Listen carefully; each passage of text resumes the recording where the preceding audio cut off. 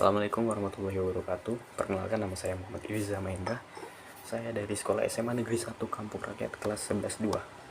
Di sini saya akan memberitahukan kepada kalian apa itu resonansi bunyi. Resonansi bunyi adalah suatu fenomena di mana suatu benda mengalami frekuensi getaran dan frekuensi bunyi yang sama, menjadikan suatu bunyi itu menjadi intens atau lebih keras.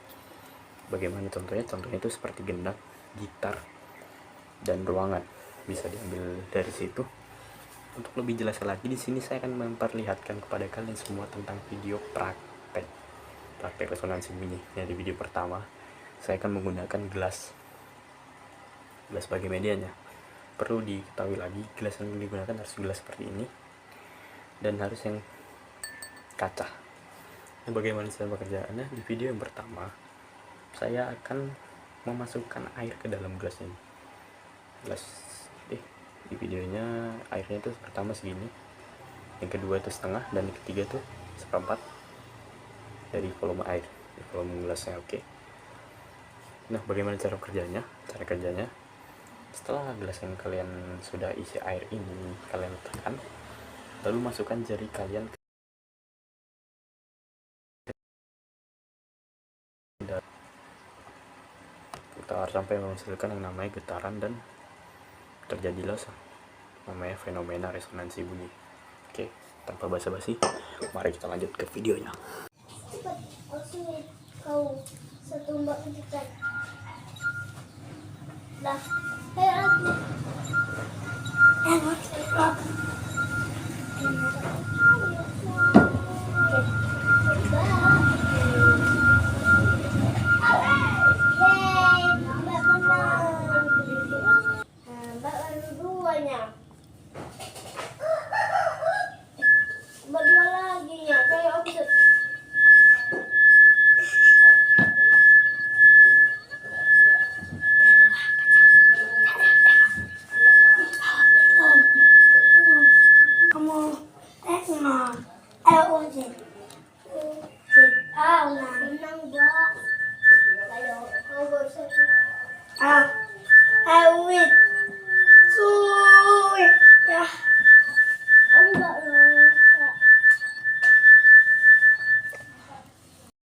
Oke, kalian sudah melihat video praktek saya yang pertama. Nah, kesimpulannya adalah semakin sedikit air yang berada di dalam gelas, maka resonansi suaranya akan semakin keras atau semakin terdengar.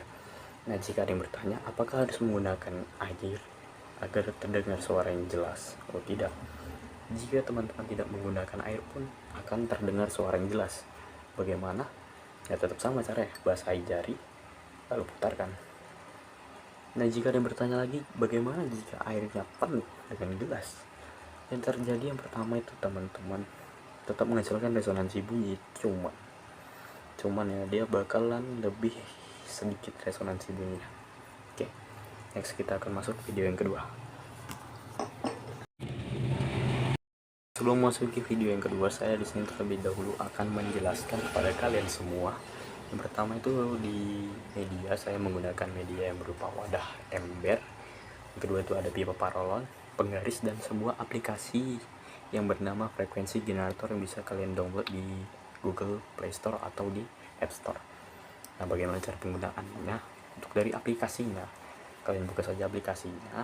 Jika sudah kalian download, kalian buka. Nah, ketika sudah kalian buka, di situ nanti tertera tuh suatu frekuensinya, besaran frekuensi gitu saya bilang. Nanti kalian atur saja di mana kalian mau ambil frekuensi kalian. Nah, di video ini saya mengambil frekuensi 900 dan 1000. Bagaimana cara kerjanya, Bang? Cara kerjanya, anggap aja ini sebuah ember, oke? Ember, dan ini pipanya itu harus yang pipa terbuka ya, teman-teman. Terbuka itu maksudnya dia berlubang lah, saya bilang. Tidak ada yang tertutup di salah satu ujung pipanya. Bagaimana cara kerjanya? Nah, ini ibaratnya ember, lalu kalian isi ember itu dengan air, tidak terlalu penuh, mungkin segini saja. Baru kalian masukkan pipanya, dan pipanya ini kan sudah masuk nih, pegang ujung pipanya, jangan dicelupin terlebih dahulu. Pertama, kalian buka aplikasi generatornya, ketika kalian sudah setting di frekuensi yang kalian mau kan, nah sumber suara dari HP kalian misalnya nih di bawah kan, masukkan saja ke ujung pipa yang atas, sembari kalian hidupkan frekuensinya, lalu kalian masukkan pelan-pelan ke bawah dan cari frekuensi yang benar-benar dimana frekuensi tersebut mengalami resonansi yang keras atau menghasilkan suara yang keras. Jika sudah menemukannya, disitulah kalian dapat mencatat di laporan kalian. Yang dihitung itu yang mana sih bang? Yang dihitung itu yang pertama kan ini masuk ini, misalnya inilah, misalnya ini pipanya jadi yang tercelup tuh hanya segini. Nah yang hitung itu yang dimana? Yang hitung itu yang tidak tercelup atau kolom udaranya. Begitulah cara menghitungnya. Cara hitungnya bagaimana? Ya pakai penggaris lah. Di sini kan garis segini. Misalnya kalian di kolom udara yang pertama kalian mendapatkan panjang sekitar 30 cm. Kalian tulis di laporan kalian pertama ya, untuk L1 30 cm. Lalu kalian buat kedua untuk L2 nya. Di sini saya pakai L1 dan L2 untuk panjang kolom udaranya. Untuk L2 nya kalian lebih masukkan lagi ke dalam. Dan ketika sudah menemukannya jangan lupa buat laporan juga. Misal untuk yang L2 itu sekitar 25 cm, maka laporannya ditulis 25 cm. Untuk panjang kolom udara saya kan mengambil yang 900 dan 1000. Nah di sini untuk pengulangannya saya mengulangi 3 kali untuk mendapatkan L1 dan L2. 3 kali pengulangan di 900 frekuensi dan 1000 pengulangan untuk di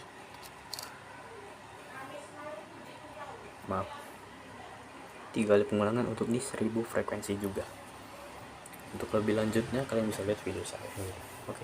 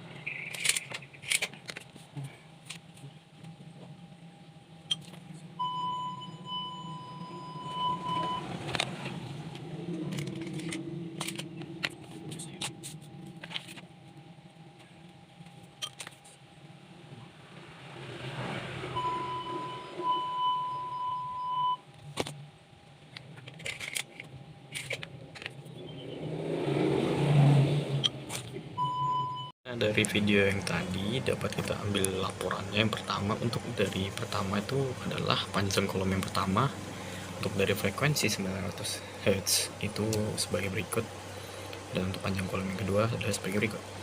Nah dari laporan ini kita ambil nilai rata-ratanya.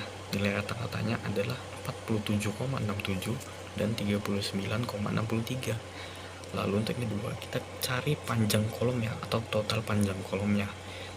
Yang pertama itu adalah L1 dikurang L2, dapatlah hasilnya 8,04. Lalu ubah ke meter dan jadilah hasilnya 0,0804. Lalu masukkan rumus lambda sama dengan 2L, maka hasilnya adalah 0,1608.